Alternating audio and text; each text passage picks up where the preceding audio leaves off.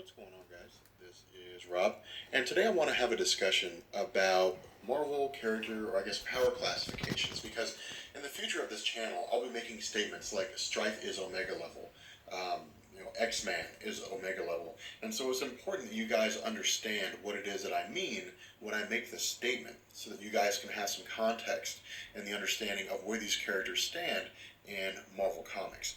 So in the Marvel Universe, they have four main classifications that particularly pertain to mutants. Now, the upper echelon classifications pertain to cosmic entities, but nonetheless, with the four main classifications, what we have is Gamma, Beta, Alpha, and Omega, in that order. Now, Gamma mutants are mutants who, for the most part, have powers, but they're just really weak and nobody cares about them. Beast is a really good example. Beast has enhanced agility, he can lift 10 tons, but for all intents and purposes, with regards to his mutant abilities, he pretty much sucks. I mean, he's really, really smart in the realm of biochemistry and genetics and electronics, but in terms of his place in the X-Men, he's more or less kind of like a cheerleader. Um, Angel is the same way. I mean, he just has these feathery wings and he can fly around. Now, of course, that's Angel before he took on the form of Archangel at the hands of Apocalypse, but nonetheless, for the most part, he's just a really kind of weak character.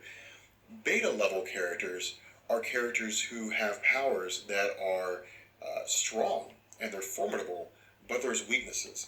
A weakness may be that they can't control it. Cyclops is a good example. Cyclops has an optic blast that has a power that's ranged from being able to knock a person unconscious to being able to slice a mountain in half.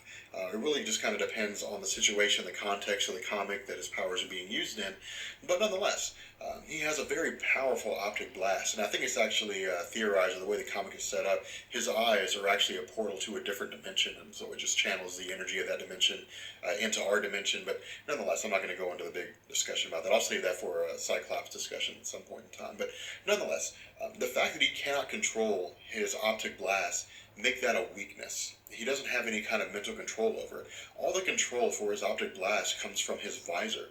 Take somebody like Wolverine, for example. Wolverine has an enhanced healing factor, but he can't control it.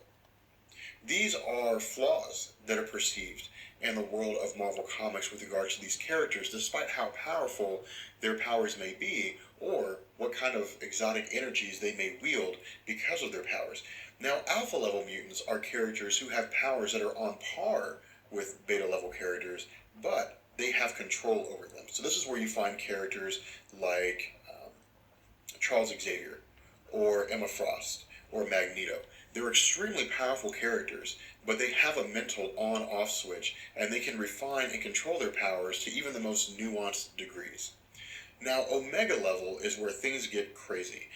These are characters who have powers that are so extreme, and they have such refined control over them that they are, for the most part, unchallenged aside from a separate group of people.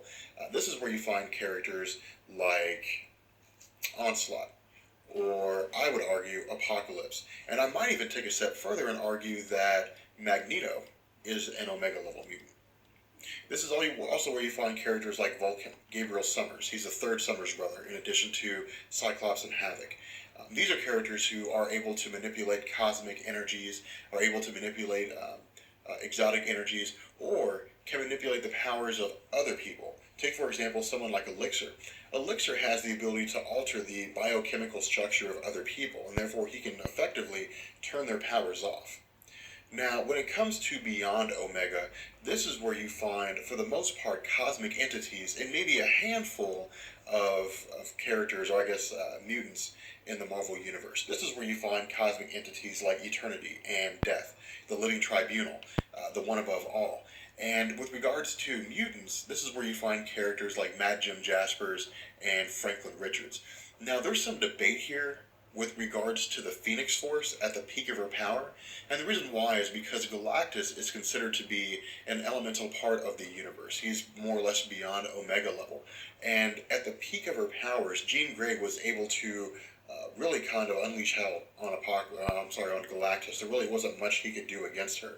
So, there's some debate here, but the reason why I choose not to use Jean Grey and the Phoenix Force as an Omega level character or beyond Omega level is because Jean Grey's power or her ability to reach Omega level is contingent on her tapping into the Phoenix Force.